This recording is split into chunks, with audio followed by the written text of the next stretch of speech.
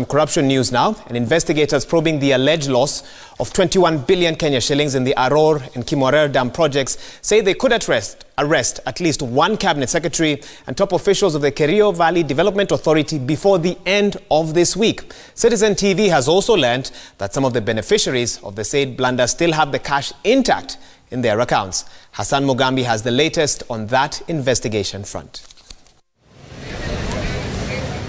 Detectives investigating the loot of taxpayers' money in the dams project spent the better part of the morning at the National Treasury and other offices and collected documents for forensic analysis ahead of imminent arrest and prosecution of key suspects later this week.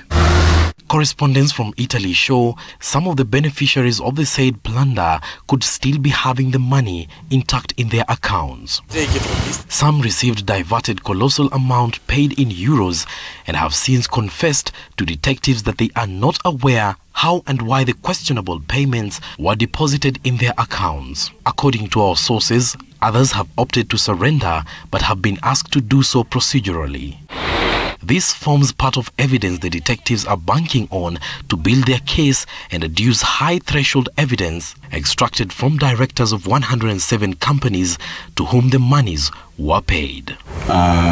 Sources close to the probe says the Directorate of Criminal Investigation could for the third time summon Kerio Valley Development Authority KVDA Managing Director David Kimwarer for more interrogation after it emerged that the money was paid and subsequently disbursed without the design of both dams.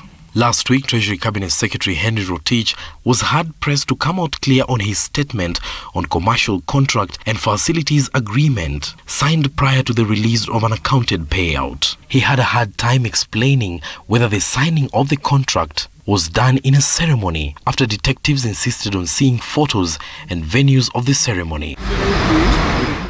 Detectives believe they are making a strong case against the CS and KVDA bosses in a probe that has extended beyond the Kenyan borders. Hassan Mugambi, Citizen TV.